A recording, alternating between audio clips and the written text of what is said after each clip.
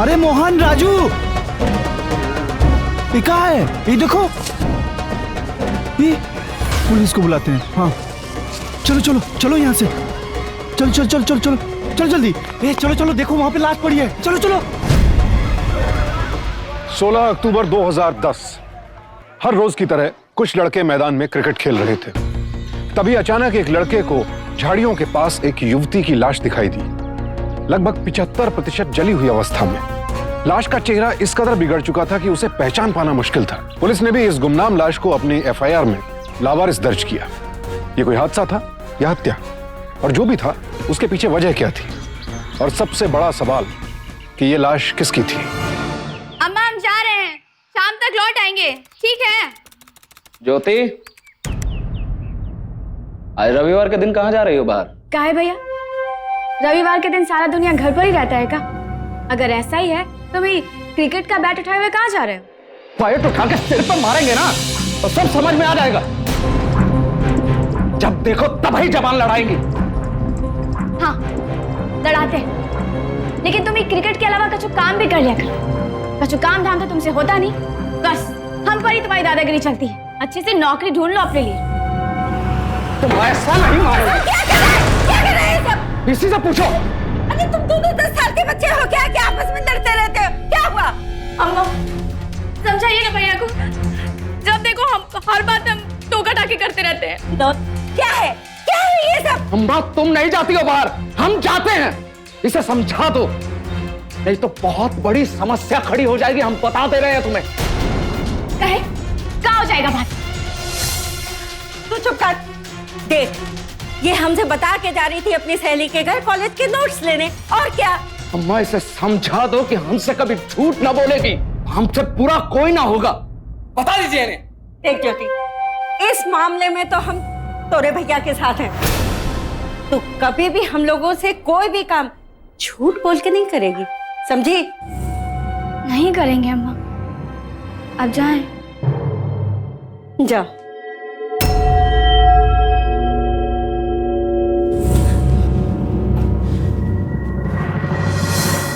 और तू विनोद, अपने गुस्से पे काबू रख, समझा? पगला गया है।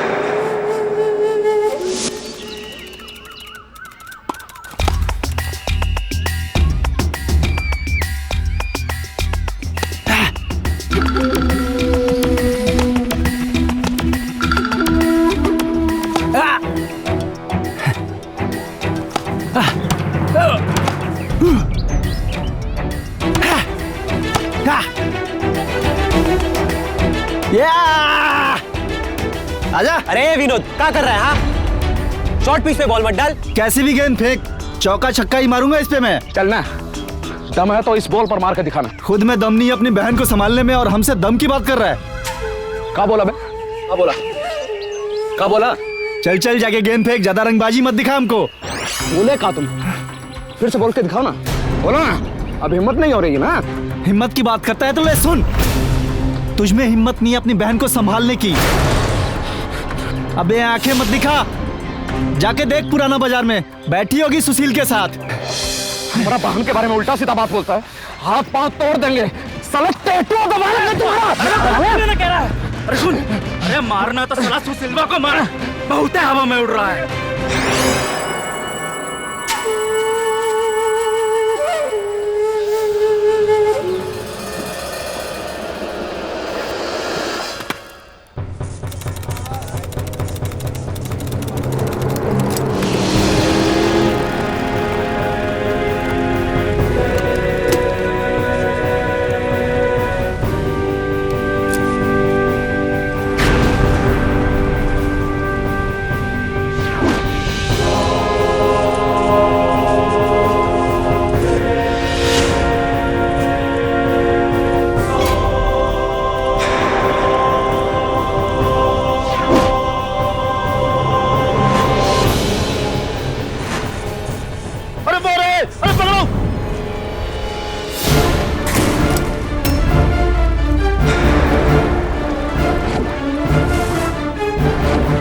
हमारी बरादरी की लड़की के साथ शादी करेगा? क्या करेगा? भैया को जाने दो प्लीज, मैं आपके पास हाथ जोड़ भैया मैं हाथ जोड़ती हूँ। गया। अब हम तुम्हारा वक्त भी ऐसे ही खत्म करेंगे।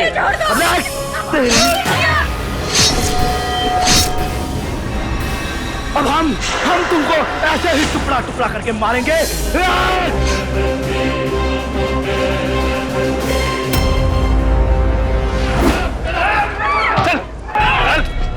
ले जाओ हमें, चाहे जेल में डाल दो, चाहे सूली पे चढ़ा दो, लेकिन अगर हमारी जात की लड़की ने किसी गैर जात के लड़के से शादी की ना, तो हम उसे यही उसे टुकड़े टुकड़े करके पीस करके तुम्हारी जात का।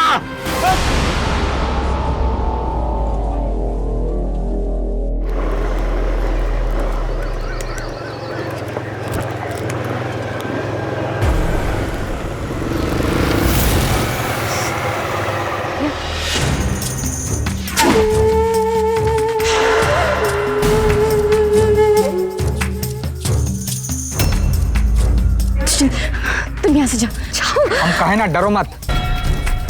आज हम भी देखेंगे क्या कर सकता है। कुछ देखना सुनना नहीं है, सबके सामने हमारा तमाशा बनाओगे का। जाओ यहाँ से।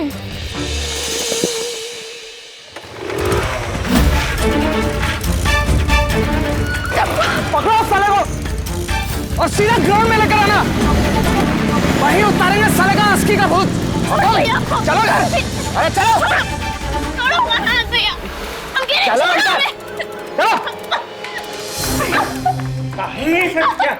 बाबूजी झूठ बोलकर गई थी, पुराना बाजार में घूम रही थी। पूछिए ना कि क्या कर रही थी ये समझा लो इसे। हाथ क्या टुकड़ा टुकड़ा करके फेंक देंगे। अरे पर बताएगा हुआ कहाँ है? बाबूजी इसी से पूछिए ना कि क्या कर रही थी वहां पर। कहती है सहेली के यहाँ जा रही और वहां पुराना बाजार में सुशील यादव के साथ बाइक पर घूम रही। पूरी दुनिया में मजाक उड़ रहा है हमारा। सिर्फ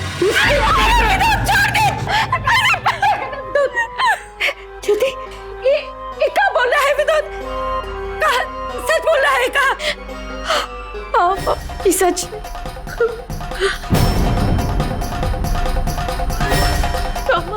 अब इसमें गलत क्या है? हम सुशील से प्यार करते हैं। प्यार का नाम मत लेना हमारे सामने। देखे थे ना वहां पुराना बाजार में प्यार करने वाला एक लड़का लड़की को कैसे काट के फेंक दिए थे। याद रखना तुम ऐसा की ना तो हम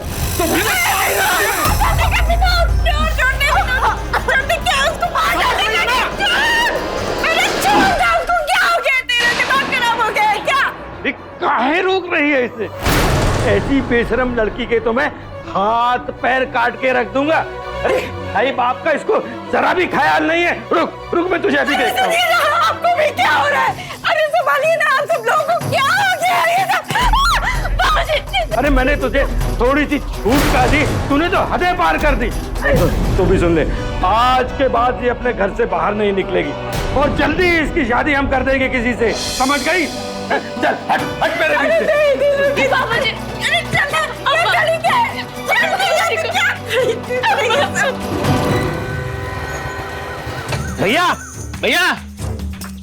भैया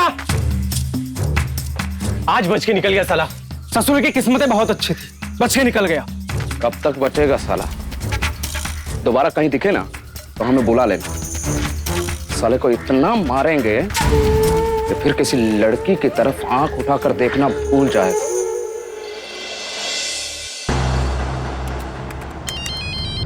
ज्योति कब से तुम्हारे फोन का इंतजार कर रहे थे।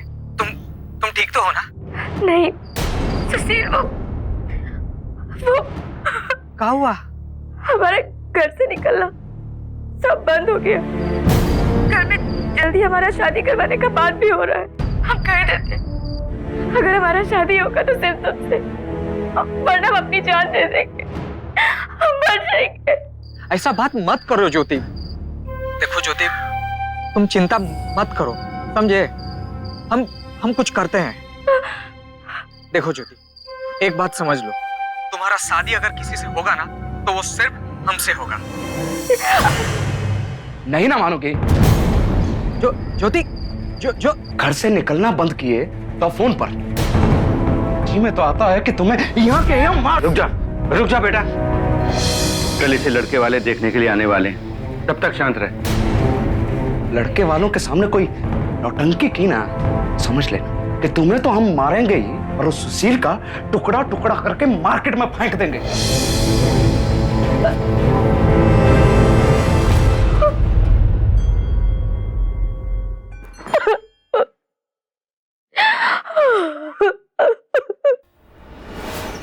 हमारा बेटा बिजली विभाग में जूनियर इंजीनियर है, सरकारी नौकरी है। और राधे श्याम जी, आजकल सरकारी नौकरी नसीब वालों को ही मिलती है। जी सच है। आपकी बेटी को भी बुला लेते तो उसे भी देख लेते हम। हाँ, उसकी माँ लेकर आती होगी उससे। बेटा, बाहर सब मेहमान आ गए हैं, तू नहीं जाएगी तो सबको बुरा लगेगा।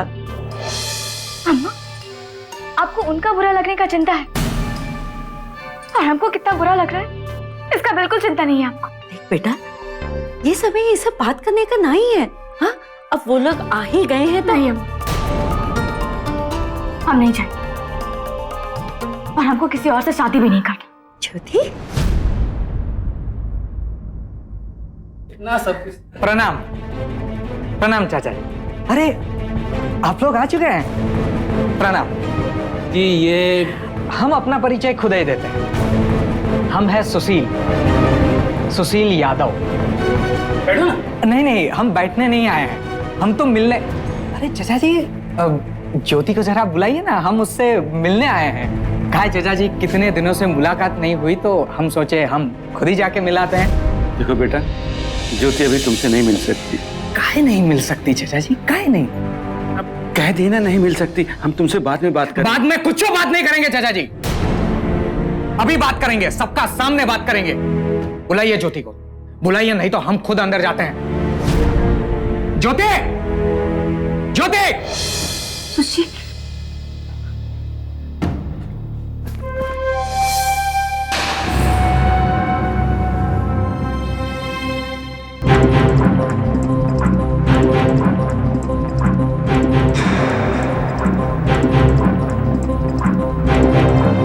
ज्योति, तनिक भी, इतना भी चिंता मत करना, हम अब आ गए हैं।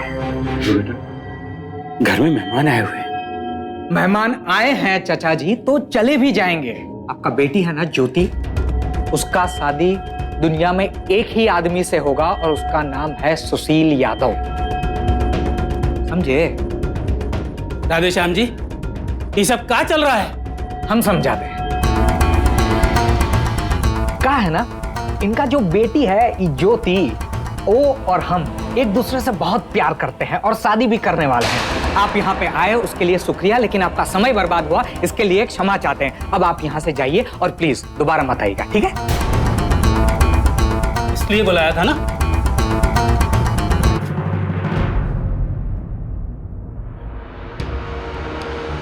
देखा चाचा जी, कितने समझदार हैं, कितने सुशील हैं, खुद खड़े हो गए, चले भी गए और दोबारा आएंगे भी नहीं। आप चिंता मत कीजिएगा, क्या उनको पता है अगर दोबारा आएंगे तो मुसीबत में फंस जाएंगे, समझे?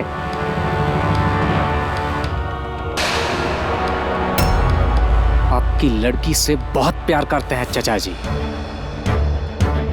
वो अगर मेरी ना हो सकी तो और किसी की भी नहीं होने देंगे, सुना आपने? उसके लिए अगर जान दे सकते हैं तो किसी का जान ले भी सकते हैं, समझे? उसका शादी सिर्फ हमारे साथ होगा।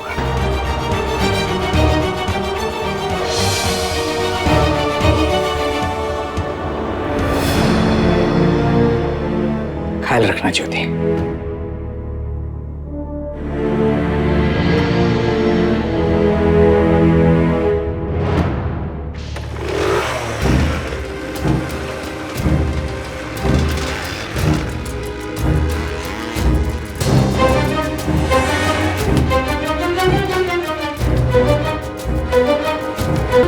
हुआ बाबूजी? ये सुशील कहाँ आया था? अरे तू कहाँ गया था?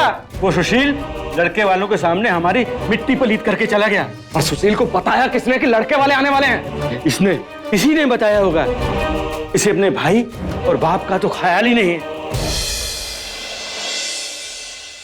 सुशील का क्या हुआ बेटा? तू यहाँ क्या कर रहे हैं? अरे छोड़म का, हमारे घर में घुसे थे ना? आप देखो दिखाते हैं तुम्हें। अरे छोड़िए ना, क्या कर रहे हो? अरे क्यों मार रहे हो? अरे आप क्या खड़े हैं? पुलिस को फोन करिए ना। अरे हमरा बिटवा। Hello, police station.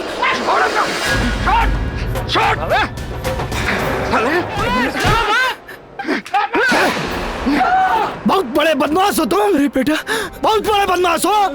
आओ दिखाते हैं तुमको। बेटा चला। अरे ये क्या हो गया?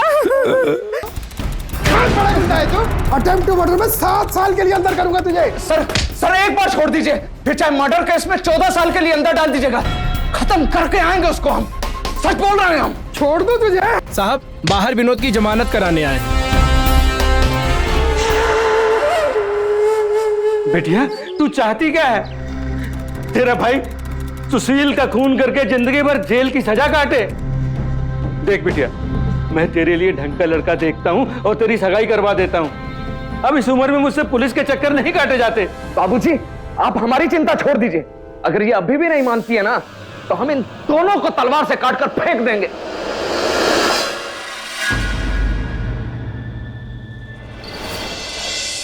देख ज्योति बेटा, अब बात बहुत बिगड़ गई है। तू विनोद के दिमाग को जानती है ना। अगर गुस्से में आकर उसने कुछ उल्टा सीधा कर दिया तो तू जिंदगी भर अपने आप को कोसती रह जाएगी। हमने हमेशा तुम्हारा साथ दिया है। अब हम ही कह रहे हैं, अब बस, अब भूल जा तू बेटा, सुशील को भूल जा। तू मानेगी ना अपनी माँ की बात?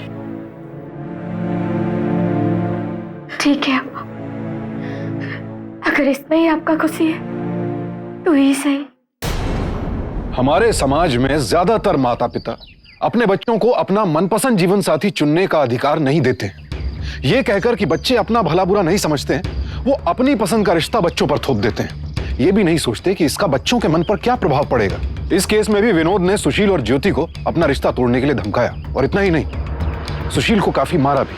अपने पिता और भाई की जोर जबरदस्ती और मां के समझाने पर मजबूरी में ही सही, ज्योति आखिर उनकी बात मान गई और उसने सुशील को भूलकर किसी और से शादी करने का फैसला स्वीकार कर लिया।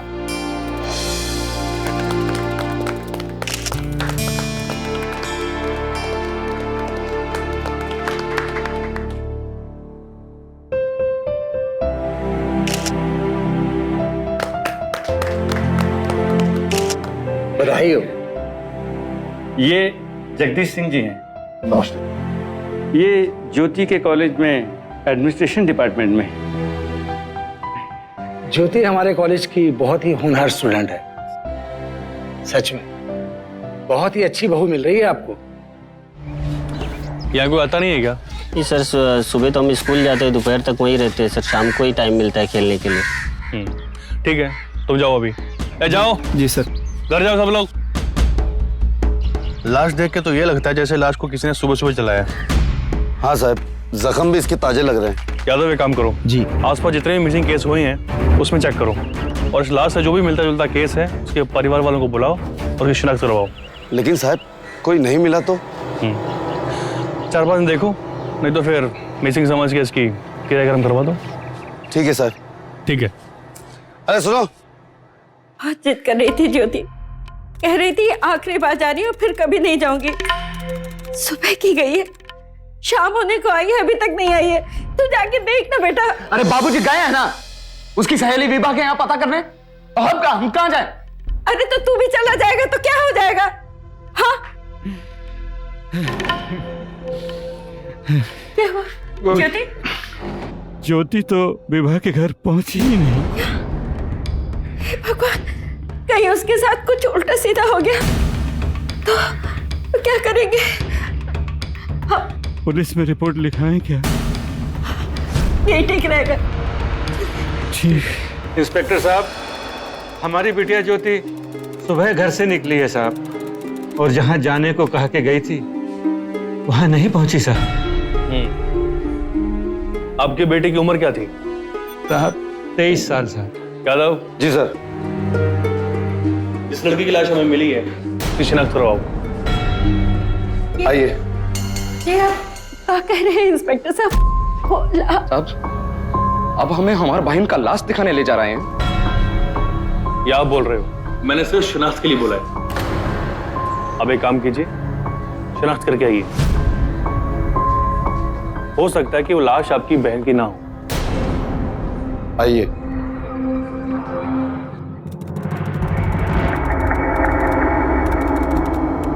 देखिए, आप लोग ये लड़की का चेहरा नहीं देख पाएंगे, बहुत बुरी तरह से जल गया है। सिर्फ कपड़ा देख के ही पहचानना होगा।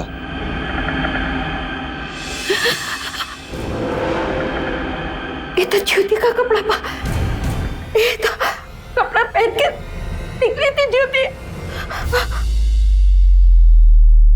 हमको ये लाश का उंगली में से सोने का अंगूठी और सोने का चैन भी मिला है। ये तो सगाई का अंगूठी। ज्योति, ज्योति, राधेश्याम जी, आपकी किसी के साथ दुश्मनी या फिर आपकी बेटी की? नहीं। पर आप ये सब क्यों? क्योंकि अगर ये खून लूटपाट के इरादे से हुआ होता तो ये चैन अंगूठी नहीं मिलती। नहीं साहब, कोई दुश्मनी नहीं था। हाँ, पर ये सब उसी लड़के ने किया होगा और कोई नहीं कर सकता साहब। लड़का? कौन लड़का? सर, सुशील यादव। वो हमारे बहन के पीछे पड़ा हुआ था। जब ज्योति का सगाई किसी और के साथ तय हो गया तो साला चल भुन गया। सर, वही किए होगा ये सब। हम छोड़ेंगे नहीं उसको।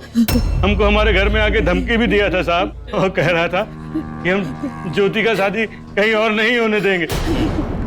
राधेश्याम जी, मुझे सारी बात शुरू से बताइए। जी।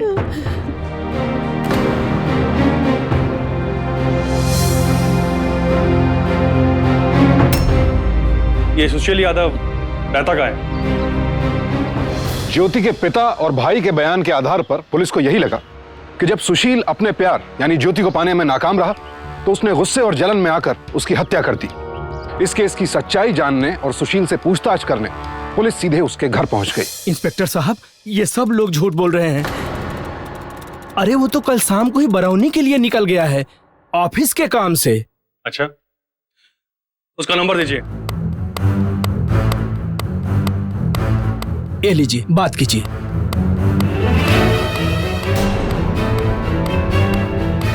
नंबर ऑफ है उसका।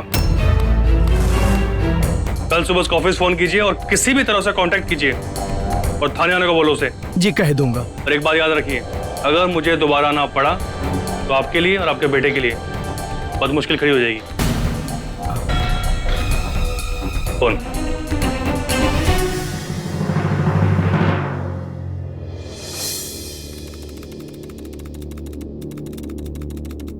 फोटो के आगे दिया लगा दिए हो ना, बस बहुत है। उसके लिए बेकार में अपने आंसू मत बहाइए। हम तो कहते हैं जो हुआ अच्छा। कितना समझाए थे हम उसको, फिर भी उस सुशील से मिलने चली गई थी ना। एक बात कहें तो सही से मानने वालों में से थी ही नहीं।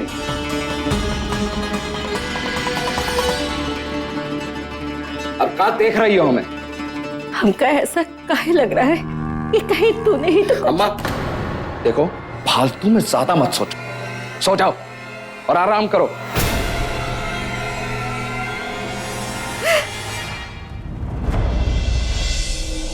मैंने कहा था ना सुशील को पुलिस स्टेशन भेजना। साहब, हम ऑफिस से पता किए हैं, अभी तक वो बरौनी नहीं पहुंचा है। हमें तो डर लग रहा है सर, वो कभी ऐसा नहीं करता है। वो हमेशा बता के जाता था, पता नहीं क्या हुआ। अच्छा, एक लड़की का खून करने के बाद बता के जाएगा वो है? खून?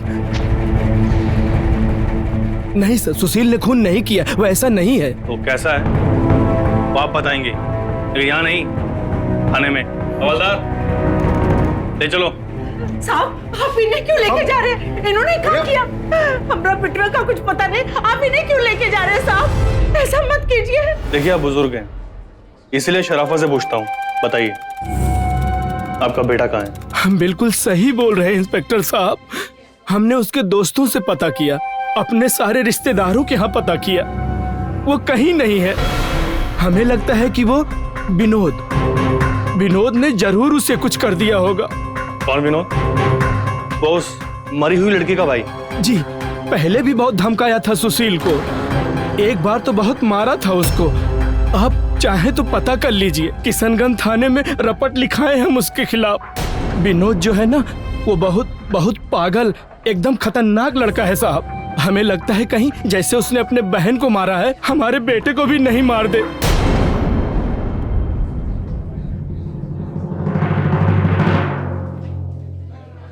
प्रमोद को छोड़ दो। लेकिन साहब, इसे सच में कुछ नहीं पता, लेकिन ये विनोद और उसका बाप हमें उलझा रहे हैं। प्रमोद की बातों से लग रहा जैसे ये मामला झूठा सम्मान बचाने के लिए की गई हत्या का मामला है। हो सकता है साहब। एक काम करो, विनोद को रिमांड पे लो। जी साहब। पुलिस के लिए यह केस अब एक अबूझ पहेली बनता जा रहा था।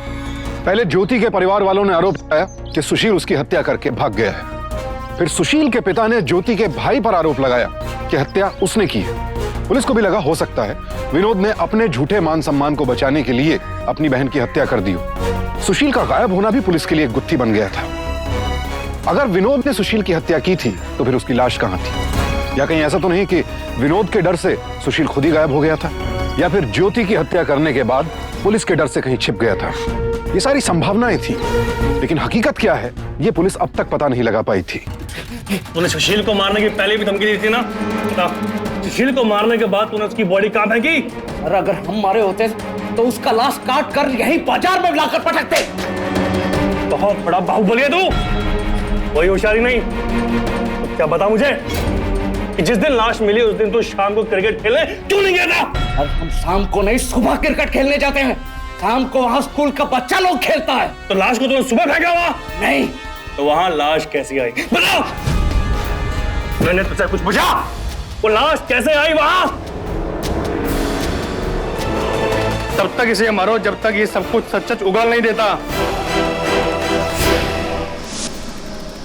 कहाँ जा रहे हैं? विनोद की जमानत का इंतजाम करवाने। कोई जरूरत नहीं है जाने की। अगर उसने ये काम किया है तो उसे सजा मिलनी चाहिए। दिमाग खराब हो गया है क्या तुम्हारा? विनोद पहले भी कहा करता था कि ज्योति को मार डालेगा, जिंदा जला देगा। जब मैंने उसकी जिंदा जली हुई लाश देखी तो उसी समय मैं समझ गई थी कि विनोद ने गुस्से में उसको। देखो, तुमने मेरे सामने मुंह से ये बात निकाली है, लेकिन किसी और के सामने नहीं निकालना। अरे विनोद हमारा इकलौता बेटा है, अगर उसने कुछ किया है तो हमें उसे छुड़ाना होगा। अब बेटी तो गई, अब बेटों को क्या हम जिंदगी भर जेल में सड़ने दें?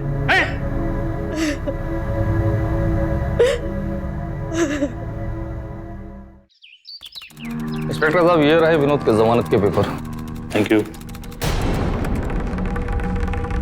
हम उसे जमानत पर छोड़ रहे हैं, लेकिन केस की छानबीन अभी चालू है। विनोद अभी निर्दोष साबित नहीं हुआ है, ये बात आप समझ लीजिए। यादव जी। विनोद को लेकर आओ। जी।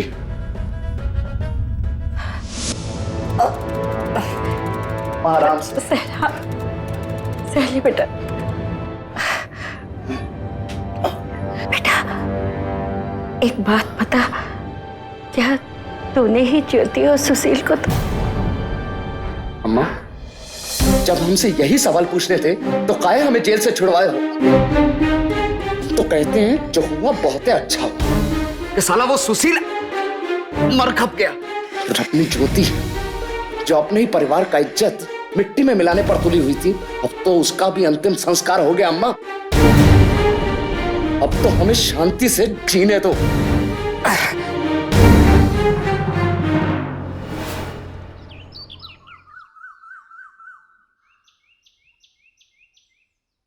बीस दिन हो गए थे। विनोद को जमानत मिल चुकी थी क्योंकि पुलिस के पास उसके खिलाफ कोई सबूत नहीं था। पुलिस समझ नहीं पा रही थी कि आखिर ज्योति की हत्या के पीछे किसका हाथ है। वजह विनोद और सुशील दोनों के पास थी, लेकिन असली हत्यारा कौन है यह पुलिस अब तक पता नहीं लगा पाई थी। कहीं इस केस में कोई और कड़ी तो नहीं थी जो अब तक पुलिस की नजरों से छिपी हुई थी? और आखिर सुशील इतने दिनों से गायब कहां था? ऐसे बहुत सारे सवाल पुलिस के सामने थे, लेकिन उनमें से एक का भी जवाब पुलिस के पास नहीं था।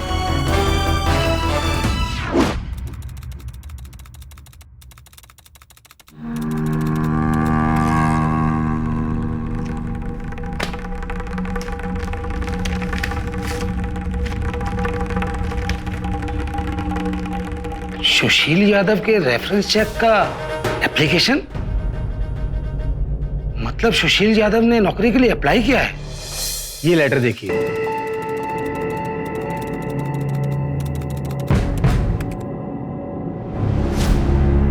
क्या हुआ? किसका लेटर है? भाभी जी, ये सुशील यादव के रेफरेंस चेक का लेटर है। कल कॉलेज में आया था।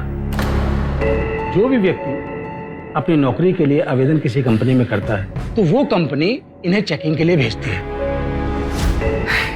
और सुशील यादव ने समस्तीपुर की एक कंपनी में नौकरी के लिए आवेदन दिया था। अभी हाल ही के दिनों की तो बात है। इसका मतलब सुशील जिंदा है। हमें तुरंत समस्तीपुर चलना चाहिए और इस कंपनी में जाकर पता लगाना चाहिए। मैं बेकार ही अपने बेटे को दोषी मान रही थी। इस सुशील ने ही मेरे बेटे को मारा है। चलिए हम अभी समस्तीपुर चलते हैं। उठिए ना, चलिए ना, सोच क्या रहे हैं आप? साहब, पटना के सुशील यादव ने आपके यहाँ नौकरी के लिए अप्लाई किया था। उसके वेरिफिकेशन के लिए आपने यूनिवर्सिटी में अर्जी दी थी। जी हाँ, पर आप लोग कौन है? और जी, क्या वो यही सुशील यादव है? एक मिनट में चेक करके बताता हूँ।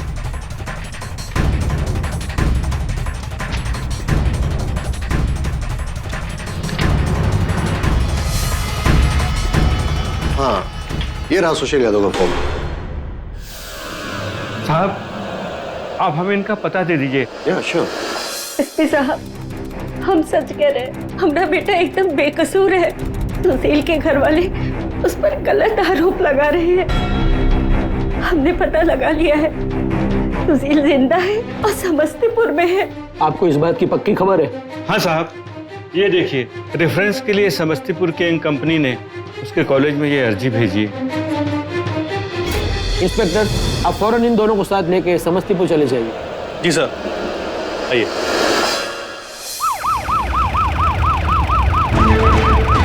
यादव जी साहब। समस्तीपुर 1 किलोमीटर है। आई थिंक हम लोग आ गए हैं। राधेश्याम जी, समस्तीपुर है ना? जी हाँ।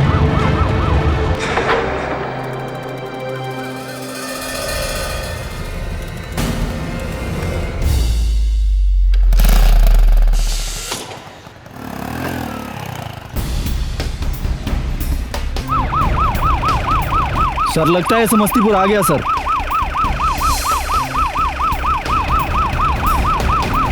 अरे सुनो। जी साहब। ये दौलतपुर 568/25 कहाँ है? यहाँ से आप आगे से दाएं मुड़िए और बिल्कुल बाएं तरफ ही है। ओके, चलो। अरे रे साहब, रुकिए, हमसे गलती हो गई। उधर तो 588 नंबर है। 568 नंबर वहीं से दाएं मुड़ते ही गली में है। Okay, thank you. जी साहब। चलो।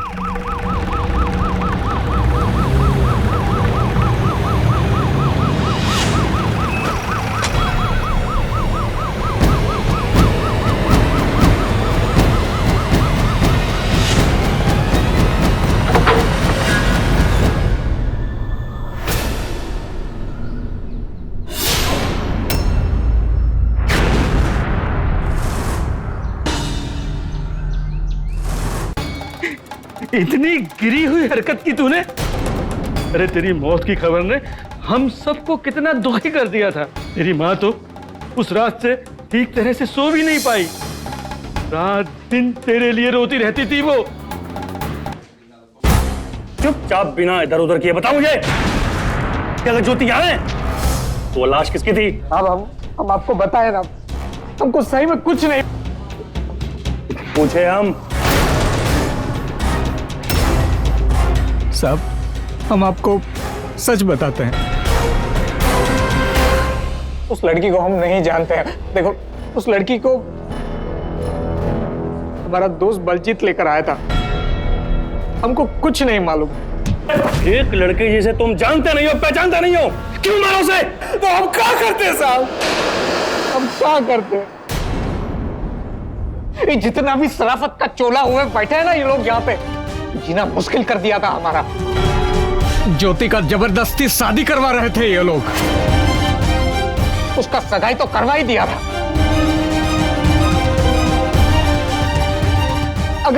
हम ज्योति को भगा कर उसके साथ शादी कर भी लेते, लेकिन उसका बाद ये लोग हमको कहीं से भी ढूंढ निकालते और मार डालते हमका साहब। हमारे पास कोनो रास्ता नहीं छोड़े थे ये लोग, तब जाके हम ये किए हैं, कोनो रास्ता नहीं छोड़े थे। तुम चिंता मत करो, हम सब सोच लिए। दुनिया का नजर में तुम जिंदा ही नहीं रहोगी और सारा मुसीबत भी खत्म। हमारे जैसी लड़की तुमको मिलेगी कहाँ? मिलेगी नहीं, मिल गई है। बलजीत, यहाँ आओ। ये हमारा दोस्त बलजीत। मधुबनी में बिल्कुल तुम्हारे कद काठी की एक लड़की देखे है। अगर चेहरा जला देंगे ना तो पता नहीं चलेगा कि तुम हो या वो लड़की है।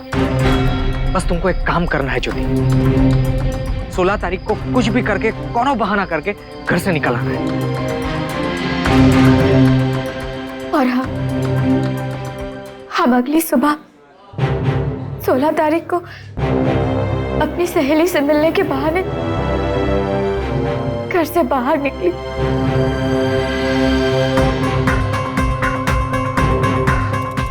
ज्योति, तुमने हमें ये क्रिकेट मैदान में काहे बुलाया? काहे बुलाए का क्या मतलब है? देखो, इस समय यहाँ पर कोई नहीं होता है, समझे? हम फटाफट यहाँ से अपना काम खत्म करके निकलते हैं। बलजीत थोड़ी देर में लड़की को लेकर आता ही होगा, पता है ना क्या करना है? ठीक 2 बजे बलजीत उस लड़की को लेकर वहां पर पहुंच गया। आओ। लेकिन तुम तो कह रहे थे कि पटना में काम मिलेगा हमको, ये कहाँ ले आए हमें? अरे जो लोग नौकरी देने को कहे हैं उन्होंने यही बुलाया। आओ तुम्हें मिलाते हैं, आओ। अरे सोचो मत, आओ। वो यहीं पर ही है, वो देखो।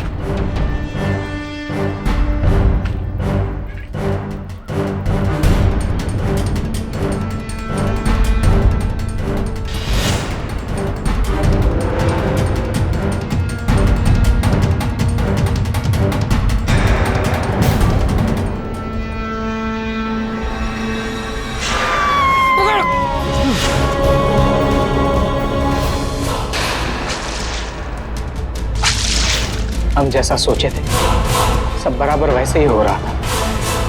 सब मान लिए थे कि ज्योति मर गई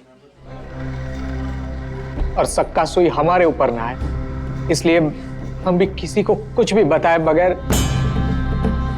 वहां से भाग गए। क्या कर दिए तुम? क्या कर दिए तुम?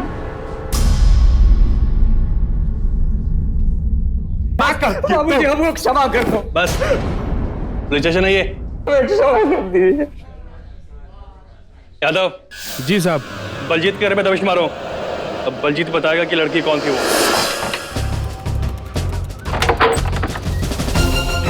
बलजीत, हाँ चल। अरे क्या कर रही है? क्या कर रही है? रूपा का खून गया तूने इसलिए? अरे हम किसी रूपा को नहीं जानते। अच्छा चल। सब रूपा नाम था उसका, जहानाबाद से नौकरी दिलाने के लिए लेकर आए थे उसे। पूरा 1 महीना लगा था ज्योति जैसा लड़की ढूंढने में, और सब 1 महीने का तनख्वाह एडवांस दिया था उसके घर वालों को। रूपा आपकी बेटी का नाम है? जी सर। कहाँ है वो? वो पटना नौकरी करने गई है। कहा है ना साहब कि मैं तो बीमार रहता हूँ, घर में कमाई करने वाले एक वो ही है, बड़ी मेहनती लड़की है, लेकिन जब से नौकरी में गई है कोई बात नहीं हो पाई उससे। दरअसल बात यह है कि जो आदमी आपकी बेटी को नौकरी दिलवाने ले गया था उसने उसे मार दिया।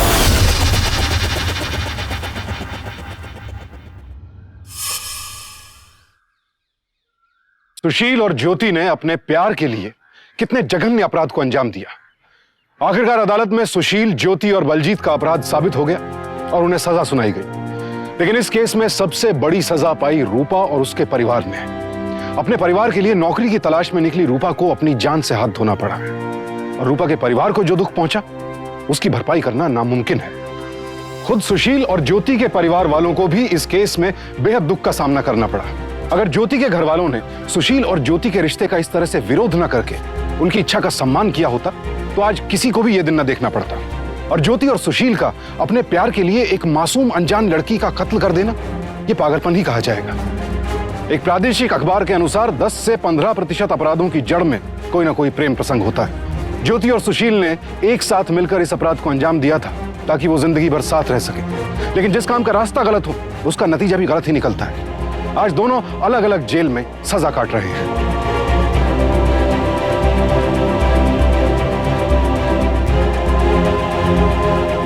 माँ बाप और परिवार वालों को समझना चाहिए कि अगर उनका बच्चा किसी से प्यार करता है तो उस पर सख्ती करने के बजाय उसकी भावनाओं को समझने की कोशिश करें और अपनी भावनाएं भी प्रेम पूर्वक समझाएं। थोड़े से प्यार और थोड़ी सी समझदारी से बड़ी समस्या हल हो सकती है। अब मुझे सुशांत सिंह को इजाजत दीजिए। कल आपसे फिर मुलाकात होगी एक और सत्य घटना के साथ। सावधान इंडिया, इंडिया फाइट्स बैक।